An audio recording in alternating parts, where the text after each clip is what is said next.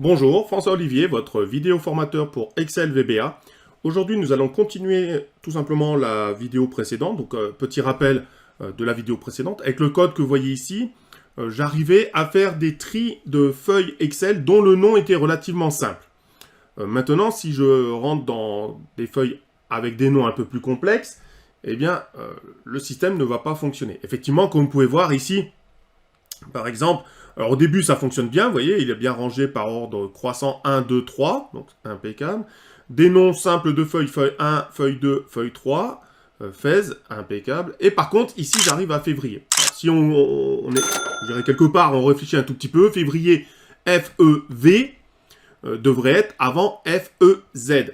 Sauf que ici, on a ce qu'on appelle une lettre diacritique. Alors, c'est quoi une lettre diacritique? C'est une lettre avec un signe, un graphème, et donc ici le E avec accent, et une lettre diacritique.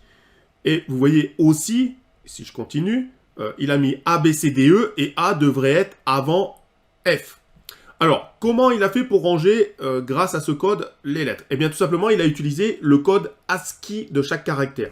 Et dans le code ASCII, il range d'abord les nombres, puis ensuite tout ce qui est en majuscule. Il fait la différence entre, je dirais, lettres, entre guillemets, normales et lettres diacritiques, donc les lettres avec signe ou graphème. Et pareil, après, il range les minuscules. Donc, en gros, mon code est sensible à la diacritique, donc aux lettres avec signe ou graphème. Et aussi, il est sensible à ce qu'on appelle à la casse, c'est-à-dire entre majuscules et minuscules. Donc là, il a rangé, je dirais pas n'importe comment, il a rangé par code ASCII. Maintenant, si j'aimerais qu'il range, je dirais entre guillemets, normalement, c'est-à-dire que qu'il fasse pas de différence entre la sensibilité à la casse, donc qui fait pas attention aux majuscules minuscules, donc qui range A, B, C, D, E avant F, et qui soit pas sensible à la diacritique, donc les lettres avec signe et graphème. Donc on va continuer ce code pour ça. Donc je me mets ici dans l'éditeur, et je vais ajouter, voilà, juste une petite ligne, après end sub, et je vais créer, donc on ne va pas modifier le code ici, on va créer une fonction qui va, dans un premier temps, on va traiter les lettres diacritiques, donc avec graphème ou signe, par une fonction. Donc je vais écrire tout simplement function, voilà, et ma fonction, je vais l'appeler supr diacritique. Voilà, espace, je mets une petite parenthèse, et je mets que le texte as string. Voilà, et je ferme. Et vous voyez, rien que le fait de mettre fonction subdiacritique, automatiquement, il a mis une ligne horizontale pour séparer sub trisimple de la fonction supr diacritique, et en plus, il a mis function and function. Je mets quelques espaces pour aérer. Alors, on va commencer à coder donc notre fonction. Donc, dans cette fonction, il va falloir aussi déclarer des variables. Donc, gardons toujours à l'esprit de mettre des commentaires, car dans 10 ans, si je reprends ce code et que bon, voilà, j'ai progressé en VBA, ben, j'aurai peut-être, j'arriverai pas à comprendre un peu ce que j'ai fait. Donc, ça m'aidera à reprendre. Et si c'est quelqu'un qui reprend mon code parce que j'ai quitté l'entreprise, ça sera aussi plus simple pour lui. Donc ici, je vais marquer déclaration des variables. Alors, il va me falloir une variable, donc dim lettre D pour diacritique, as string, ce qui est normal de déclarer une variable contenant du texte en string, et une autre variable, lettre N, as string. Voilà. Et je vais mettre un petit commentaire. Variable pour les lettres diacritiques et normales. Alors, si je mets les lettres, je n'oublie pas de mettre au moins un S. Voilà. Bien. Ensuite, il me faut quoi? Il me faut une variable qui va stocker temporairement mon texte. Donc, dim texte tempo as string. Là aussi, rien de extraordinaire. Variable de stockage temporaire du texte. Et puis, il va me falloir aussi une variable, je dirais tout simplement de la boucle, parce qu'il faut bien faire une boucle qui va vérifier de la première lettre jusqu'à la, enfin du premier caractère jusqu'au dernier caractère pour remplacer les lettres diacritiques. Eh bien, il va falloir donc pour cela une variable i as long. Et là, je vais mettre aussi un petit commentaire. Variable de la boucle de remplacement du texte. Bien. Ensuite, eh bien, il va peut-être falloir que quelque part, je dise ici, qu'est-ce qui est une lettre diacritique? Donc, quelles sont les lettres avec des caractères accentués? Et qu'est-ce que c'est, entre guillemets, pour moi, une lettre normale? Donc, ici, on ne va pas déclarer une variable, on va carrément déclarer une constante. Donc, un petit apostrophe, et je mets déclaration des constantes. Alors, comme on utilise dim pour déclarer une variable, eh bien, on va utiliser ici const comme constante. Donc, const lettre diacritique. Voilà, lettre diacritique est égale, donc cette constante est égale, j'ouvre la parenthèse, et je mets toutes les lettres diacritiques qui existent. Alors, le plus simple, je vous l'avoue, est tout simplement dans un document texte, de mettre toutes les lettres diacritiques, ce qui est beaucoup plus simple ensuite à coller. Parce que je vous laisse imaginer s'il faut l'écrire dans l'éditeur. Voilà, il y a des lettres qui sont peut-être pas aussi simples que ça à écrire.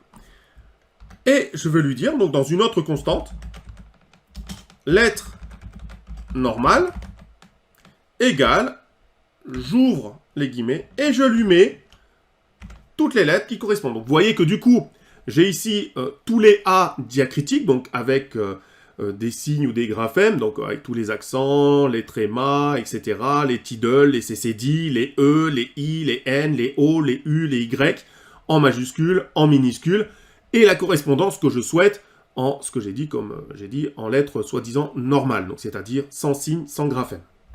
Et je fais entrer. Hop, j'étais... Voilà. Voilà. C'est bien. Alors, maintenant, on va initialiser la variable texte tempo. Donc, voilà. Et ici, je vais marquer initialisation de la variable. Et je veux dire que texte tempo est égal à texte. Entrée. Et maintenant, je vais commencer ma boucle. Hop, un petit espace. Boucle de remplacement des lettres diacritiques.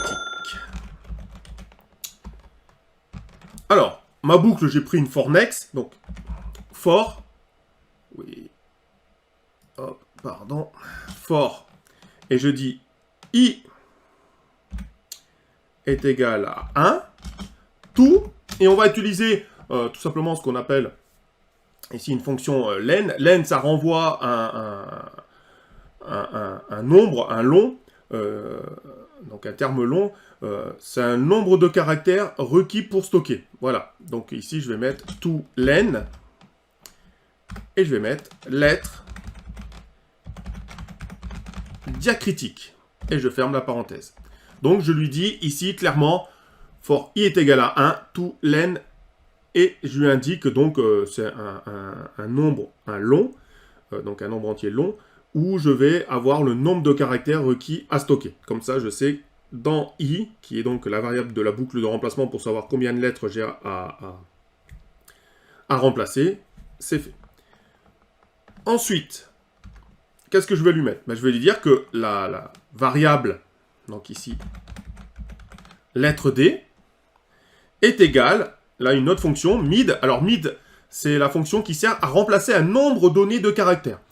Donc ici, je dois lui préciser le nom de la variable à modifier. Donc, la variable, ça sera lettre diacritique. Donc ici, c'est tout simplement notre constante. Donc, diacritique. Attention de ne pas faire de faute, bien sûr. Erreur de frappe, hein. Sinon, bah, ça ne fonctionnera pas. Virgule, ici, où je dois start, donc où je dois commencer, bah, I, virgule, et quelle longueur? 1. Un caractère. Je fais entrée. Et maintenant, je vais faire lettre N est égale à mid, donc toujours, hein, remplace un nombre donné de caractères. Je lui indique le nom de la variable à modifier, donc ici, lettre normale, virgule, start as long, donc start où je commence, donc à I, sur quelle longueur? Pour un caractère. Je ferme. Maintenant, on va faire la variable texte tempo est égal à replace, donc replace remplacer. Donc ici, remplacer, donc il cherche donc l'expression, donc à string, donc texte tempo. Remplacer les lettres, donc ici, lettre D, remplacée par lettre N. Lettre diacritique par lettre normale. Fin de ma boucle. Next. Entrée. Et je vais donc, ensuite, ici, bah, tout simplement, supr diacritique est égal à texte tempo. Entrée. Et je supprime les espaces. Voilà. Donc, au départ, on voit hein, la déclaration des variables, des différentes variables que j'ai besoin. Déclaration de constante contenant toutes les lettres diacritiques, contenant toutes les lettres donc, dites normales. Initialisation de ma variable, texte tempo est égal au texte. Ensuite, je fais une boucle de remplacement des lettres. Donc, de I jusqu'à, ici c'est len pour avoir le nombre de caractères requis à stocker. Et je dis que, ici, lettre D est égale à mid. Mid me sert à remplacer un nombre donné de caractères en lettres donc diacritiques, lettres normales. Et ensuite, je fais texte tempo est égal à remplacer dans le texte tempo les lettres diacritiques par les lettres normales. Next et supr diacritique est égal à texte tempo. Ça, c'était ma fonction pour supprimer, gérer les lettres diacritiques, donc les lettres avec signe ou graphème. Maintenant, il va falloir que j'aille modifier ici ma fonction. Et n'oubliez pas, je n'ai pas encore traité des lettres sensibles à la casse, donc majuscule, minuscule. Donc ici, je vais modifier if. Donc vous voyez, ici, c'est là où je viens vérifier que le nom de la feuille J est inférieur au nom de la feuille I. Eh bien, on va déjà traiter la partie majuscule, minuscule avec une commande que vous avez déjà vue peut-être dans une de mes vidéos formation qui permet de mettre en majuscule, c'est ucase. Donc je vais mettre en majuscule ucase et je vais appeler supr.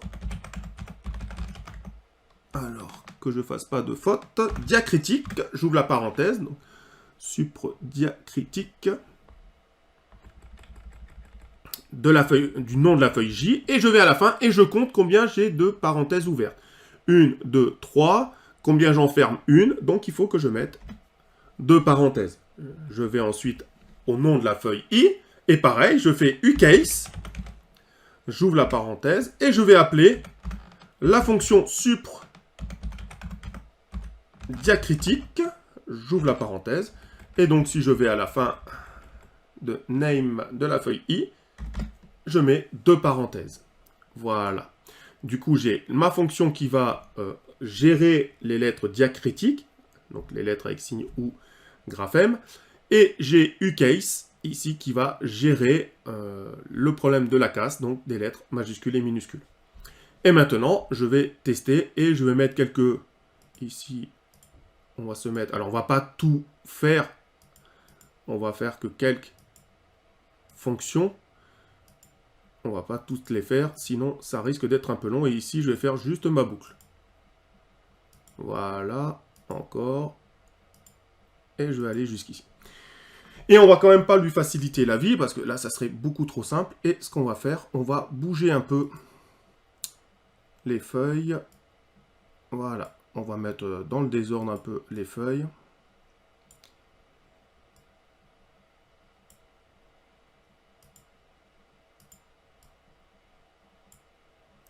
Et ici, le ABCD, on va le mettre au début. Et je retourne dans l'éditeur, voilà, de Visual Basic. Alors, on va lancer le code et voir un peu qu'est-ce qui se passe. Alors, ici, bien sûr, déclaration des variables impeccable. Ici, il est allé voir le nombre total de feuilles. Il en a trouvé 10. Si on compte, on en a bien 1, 2, 3, 4, 5, 6, 7, 8, 9 et 10. Impeccable. Et si je rentre dans la boucle, justement, qui va vérifier les noms de la feuille 1 jusqu'à l'avant-dernière feuille, un petit coup sur la flèche verte. Ici, je vais passer de la feuille, donc 1 jusqu'à la feuille totale, donc jusqu'à 10 dans notre cas. Ici, il va donc mettre en majuscule, appeler la fonction supre-diacritique de la feuille J et vérifier que en majuscule, supre-diacritique, donc le nom de la fonction subdiacritique de la feuille I. Et là, quand je clique, vous voyez que je pars directement dans la fonction. Et là, il va dire for I est égal à 1. Donc, pour l'instant, j'avais déclaré, je n'avais pas initialisé. Donc, effectivement, c'est égal à 0. Texte tempo, si je regarde, lettre diacritique, il y en a 54. Lettre tempo, c'est A, B, C, D, E. Voilà. Ici, donc, lettre D, il n'y a rien. Lettre N, il n'y a rien. Par contre, si je vais dans lettres diacritiques, je vois qu'il y a bien rentré les constantes de toutes les lettres diacritiques et dans lettres normales, toutes les lettres non diacritiques. Je lance. Voilà. Donc ici, il est rentré avec I est égal à 1. Donc maintenant, j'ai bien I est égal à 1. Ici, jusqu'aux lettres diacritiques. Il va faire donc le mid. Donc rappelez-vous, mid, c'est remplace un nombre donné de caractères. Donc maintenant, nombre donné de caractères, on a I est égal à 1,1. Il va faire donc ça pour les lettres diacritiques. Il le fait, donc ici, lettre D, on voit que lettre D, A, majuscule, avec accent, il est passé, et la lettre ici est passée à A sans accent. Vous voyez que je passe de A avec accent à A sans accent. Voilà. Texte tempo, donc ici A, B, C, D, E. Donc texte tempo A, B, C, D, E. Et il va remplacer le texte tempo A, B, C, D, E, les lettres. Voilà, pour les lettres A. Et il va continuer comme ça. Et il va me faire toutes les lettres. Donc vous voyez, j'en fais quelques-uns. Voilà, je m'arrête là. Et si on regarde, il va remplacer donc, dans texte tempo. Et vous voyez qu'on a... Alors, je ne suis pas allé encore assez loin. On va... Donc là, il est en train de faire toutes les lettres diacritiques. Donc voyons voir si je suis allé... Donc c'est toujours ABCDE le texte temporaire. Et vous voyez que maintenant, je suis à I avec...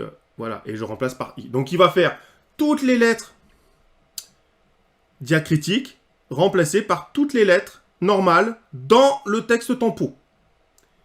Alors, je vais enlever les points d'arrêt. Donc, on a compris que voilà ce qu'il va faire chaque fois. Et ensuite, il va juste supprimer, vous voyez, diacritique, bon, pour l'instant qui est vide. Et il va dire que c'est égal à texte tempo.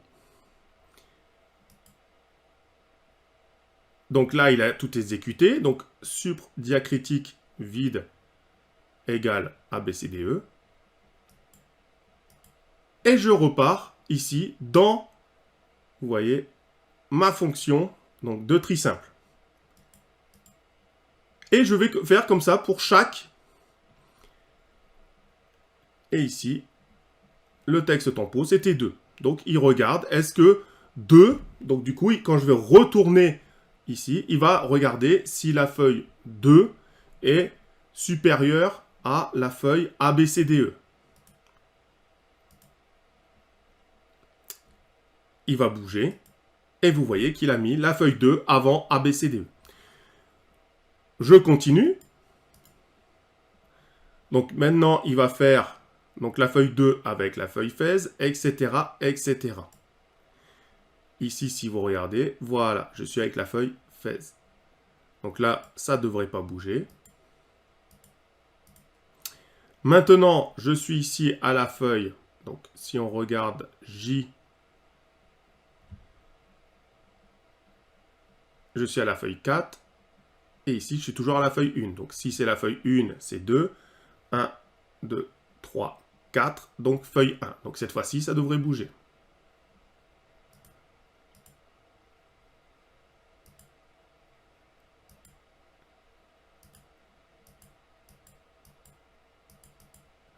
Voilà, et vous voyez qu'ici, il a mis la feuille 1. Et donc, il va faire chaque fois, chaque feuille, comme on avait vu, mais chaque fois, il va remplacer les lettres diacritiques dans le nom par une lettre normale grâce ici à cette boucle. Et ensuite, il va donc ici remettre le texte temporaire. Voilà, donc subdiacritique est égal au texte temporaire. Alors, je vais enlever, comme j'ai dit, on ne va pas tous les faire. Donc, je vais enlever ici les points d'arrêt.